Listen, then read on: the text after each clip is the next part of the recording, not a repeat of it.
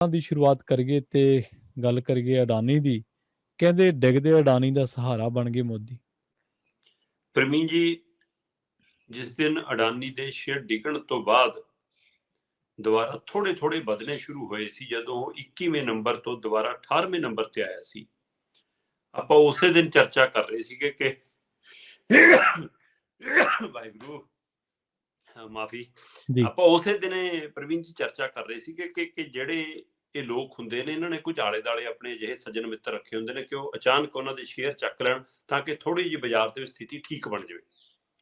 ਹਾਂਜੀ। ਸੋ ਹੁਣ ਉਹਨਾਂ ਚੋਂ ਇੱਕ ਮਿੱਤਰ ਨੇ ਤਾਂ ਫਿਰ ਸ਼ੇਅਰ ਕੀ ਚੱਕਣੇ ਸੀ, ਕੰਪਨੀ ਉਹ ਸਾਂਭਦੀ ਮੈਨੂੰ ਲੱਗਦਾ। ਸੋ ਉਹ ਵਿਅਕਤੀ ਜਾਂ ਉਹ ਸਰਕਾਰ, ਉਹ ਸਿਆਸਤਦਾਨ ਜਿਹੜੇ ਉਸ ਮਸਲੇ ਤੇ ਚਰਚਾ ਤੱਕ ਨਹੀਂ ਕਰਨਾ ਚਾਹੁੰਦੇ, ਪੂਰੀ ਸੰਸਦ ਗੂੰਜਦੀ ਆ, ਪੂਰੀ ਸੰਸਦ 'ਚ ਮੁੱਦਾ ਗੂੰਜਦਾ, ਵਿਰੋਧੀ ਧਿਰਾਂ ਰੌਲਾ ਪਾਉਂਦੀਆਂ, ਅੰਕੜੇ ਸਾਹਮਣੇ ਲਿਆਉਂਦੀਆਂ, ਮੀਡੀਆ ਬੋਲ ਰਿਹਾ, ਅਖਬਾਰਾਂ 'ਚ ਚਰਚਾ ਹੈ, ਸੋਸ਼ਲ ਮੀਡੀਆ ਤੇ ਚਰਚਾ ਹੈ, ਪਰ ਸਰਕਾਰ ਦੀ ਮੂੰਹ ਦੇ ਉੱਤੇ, ਸਰਕਾਰ ਦੀ ਜੀਭ ਦੇ ਉੱਤੇ ਇੱਕ ਨਾਂ ਤੱਕ ਨਹੀਂ ਆਉਂਦਾ। ਇਹ ਹੁਣ ਇੱਥੋਂ ਹਿਸਾਬ ਲਾ ਲਓ ਕੀ ਹੈ। ਪਰ ਦੂਸਰੇ ਪਾਸੇ ਉਹਦੀ ਪੂਰਤੀ ਕਰਦੇ ਨਜ਼ਰ ਆਉਂਦੇ ਨੇ, ਉਹਦੇ ਘਾਟੇ ਦਾ ਪੂਰਾ ਕਰਨ ਦਾ ਹੀਲਾ ਵਸੀਲਾ ਕਰਦੇ ਨਜ਼ਰ ਆਉਂਦੇ ਨੇ।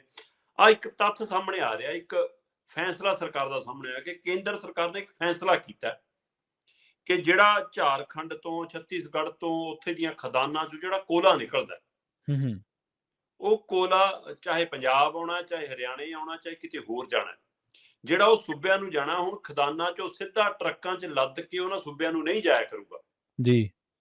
ਉਹ ਬਕਾਇਦਾ ਤੌਰ ਤੇ ਪਹਿਲਾਂ ਉੱਥੋਂ ਕੋਲਾ ਮੁੰਦਰਾ ਜਿਹੜੀ ਉਹ ਹੈ ਪੋਰਟ, ਹੁਣ ਕਿਹਦੀ ਪੋਰਟ ਹੈ ਸਾਰਿਆਂ ਨੂੰ ਪਤਾ ਹੈ, ਉਹ ਮੁੰਦਰਾ ਪੋਰਟ ਅਡਾਨੀ ਦੀ ਪੋਰਟ ਹੈ ਨਾ। ਸੋ ਉਸ ਦੇ ਉੱਤੇ ਜਾਏਗਾ ਜਹਾਜ਼ ਰਾਹੀਂ, ਉੱਥੋਂ ਫਿਰ ਮਤਲਬ ਕਿ ਤੁਰੇਗਾ ਤੇ ਫਿਰ ਇਹ ਅੱਗੇ ਜਿਹਨੇ ਲੈ ਕੇ ਜਾਣਾ ਉਹਨੂੰ ਮਿਲੇਗਾ।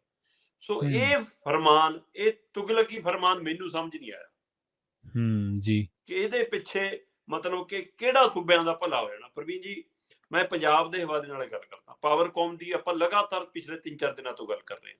ਹਾਂਜੀ, ਉਹ ਡੁੱਬਣ ਕਿਨਾਰੇ ਆ, ਉਹਦੀ ਸਥਿਤੀ ਬਹੁਤ ਮਾੜੀ ਆ। ਰਹਿੰਦੀ ਖੁੰਦੀਆਂ ਕਸਰਾਂ ਸਰਕਾਰਾਂ ਹੋਰ ਕੱਢੀ ਜਾਂਦੀਆਂ ਨੇ ਪੰਜਾਬ ਦੇ ਵਿੱਚ। ਕੱਲ ਪਤਾ ਲੱਗਿਆ ਮੈਨੂੰ ਕਿ 23-24 ਤਰੀਕ ਨੂੰ ਇਹਨਾਂ ਨੇ ਕੋਈ ਸੰਮੇਲਨ ਕਰਨਾ ਇੰਡਸਟਰੀਲਿਸਟ ਦਾ, ਹੈ ਨਾ। ਉਹਦੇ ਹਵਾਲੇ ਨਾਲ ਖਬਰ ਆ ਰਹੀ ਹੈ ਕਿ ਜਿਹੜਾ ਨਵੇਂ ਇੰਡਸਟਰੀਲਿਸਟਾਂ ਨੂੰ ਸਹੂਲਤਾਂ ਦੇ ਰਹੇ ਨੇ ਤੇ ਪੁਰਾਣਿਆਂ ਨੂੰ ਮਾਰੀ ਜਾਂਦੇ ਨੇ। ਉਹ ਕਹਿੰਦੇ ਕਿ ਜਿਹੜੀ ਚੀਜ਼ ਦੀ ਇੰਡਸਟਰੀ ਪੰਜਾਬ 'ਚ ਪਹਿਲਾਂ ਲੱਗੀ ਆ, ਤੁਸੀਂ ਉਸੇ ਚੀਜ਼ ਦੀ ਇੰਡਸਟਰੀ ਲਿਆਉਣ ਦੇ ਲਈ ਜੇ ਸਕੀਮਾਂ ਦਓਗੇ ਉਹਨਾਂ ਨੂੰ, ਤਾਂ ਸਾਡੀ ਇੰਡਸਟਰੀ ਦਾ ਪੱਠਾ ਬਹਿ ਜਾਣਾ। ਬਿਲਕੁਲ। ਹੁਣ ਪੁਰਾਣਿਆਂ ਨੂੰ ਬਿਜਲੀ 5.5, ਜਿਹੜੀ ਸਾਰੇ ਟੈਕਸ ਖਰਚੇ ਪਾ ਕੇ 9 ਰੁਪਏ ਪੈਂਦੀ ਆ, ਨਵਿਆਂ ਨੂੰ ਬਿਜਲੀ 5 ਰੁਪਏ। ਪੁਰਾਣਿਆਂ ਲਈ ਕੋਈ ਰਹਿਤ ਨਹੀਂ, ਨਵਿਆਂ ਲਈ 4000 ਰੁਪਇਆ ਜੇ ਬੀਬੀਆਂ ਨੂੰ ਵਰਕਰ ਰੱਖਣਗੇ, 3000 ਰੁਪਇਆ ਜੇ ਬੰਦਿਆਂ ਨੂੰ ਵਰਕਰ ਰੱਖਣਗੇ, ਸਰਕਾਰ ਦਊਗੀ। ਹੁਣ ਪੁਰਾਣੇ ਕਹਿੰਦੇ ਕਿ ਭਾਈ ਸਾਡੇ ਵਾਲਾ ਮੁਲਾਜ਼ਮ ਤਾਂ ਉੱਧਰ ਜਾਊਗਾ, ਅਗਲੇ ਕਹਿਣਗੇ 10,000 ਅਸੀਂ ਦੇਵਾਂਗੇ, 4,000 ਉੱਧਰੋਂ ਆ ਗਿਆ, 14,000 ਲੈ ਲੈ, ਇੱਧਰ ਤੈਨੂੰ 12,000 ਮਿਲਦੀ ਆ, ਪਰ ਉੱਧਰ ਕੰਪਨੀ ਵਾਲੇ ਦਾ 10,000 ਹੀ ਲੱਗਿਆ, ਤੇ ਅਸੀਂ ਜੇ 14 ਤੇ ਰੱਖਦੇ ਹਾਂ ਦੁਬਾਰਾ ਸਾਡਾ 4 ਵੱਧ ਆਪਣੇ ਕੋਲੋਂ ਲੱਗਿਆ, ਉਹਨੂੰ ਸਰਕਾਰ ਕੋਲੋਂ ਆ ਗਿਆ। ਸੋ ਇਹੀ ਜਿਹੀਆਂ ਸਕੀਮਾਂ ਨਵੀਆਂ ਕੱਢੀ ਜਾਂਦੇ ਨੇ, ਉਹਨਾਂ ਨੂੰ ਟੈਕਸਾਂ 'ਚ ਵੀ ਮਾਫੀ, ਸਾਰਾ ਕੁਛ, ਉਹਨਾਂ ਨੂੰ NOC ਦੀ ਵੀ ਲੋੜ ਨਹੀਂ, ਕਹਿੰਦਾ ਅਸੀਂ NOC ਉਡੀਕੀ ਜਾਂਦੇ ਹਾਂ। ਸੋ ਇੱਥੇ ਇਸ ਮਸਲਿਆਂ ਤੇ ਲੈ ਕੇ ਵੀ ਬਿਜਲੀ ਵਾਲਾ ਮਾਮਲਾ, ਆਪਾਂ ਲਗਾਤਾਰ ਘਾਟੇ ਵਾਲਾ ਮਸਲਾ, ਸਬਸਿਡੀ ਵਾਲਾ ਮਸਲਾ, ਸੋ ਹੁਣ ਆ ਇੱਕ ਨਵੀਂ ਮਾਰ ਪੈ ਗਈ। ਤੁਸੀਂ ਮੋਟਾ ਜਿਹਾ ਅੰਦਾਜ਼ਾ ਲਾਓ ਪ੍ਰਵੀਨ ਜੀ ਕਿ ਜੇਕਰ ਤੁਸੀਂ ਝਾਰਖੰਡ ਤੋਂ ਪੰਜਾਬ ਕੋਲਾ ਲਿਆਉਣਾ, ਠੀਕ ਹੈ, ਤਾਂ ਰੇਲ ਮਾਰਗ ਰਾਹੀਂ 1830 ਕਿਲੋਮੀਟਰ ਦਾ ਸਫ਼ਰ ਪੈਂਦਾ। ਤੇ ਹੁਣ ਪਹਿਲਾਂ ਚਾਹੇ ਉੱਥੋਂ ਚੱਕ ਕੇ ਉਹਨੂੰ ਜਹਾਜ਼ ਰਾਹੀਂ ਲੈ ਜਾਓ, ਚਾਹੇ ਟਰੱਕ ਰਾਹੀਂ ਲੱਦ ਕੇ ਲੈ ਜਾਓ, ਚਾਹੇ ਮੁੰਦਰਾ ਪੋਰਟ ਤੇ ਪਹੁੰਚਾ ਲਓ, ਮੁੰਦਰਾ ਪੋਰਟ ਤੋਂ ਫਿਰ ਤੁਸੀਂ ਉਹਨੂੰ ਫਿਰ ਟਰੱਕਾਂ ਰਾਹੀਂ ਲੱਦੋ, ਰੇਲ ਗੱਡੀ ਰਾਹੀਂ ਲੱਦੋ, ਜੋ ਕਰਨਾ ਕਰ ਲਓ, ਪੰਜਾਬ ਤੱਕ ਆਉਂਦੇ 4000 ਕਿਲੋਮੀਟਰ ਘੁੰਮ ਲੂਗਾ ਕੋਲਾ।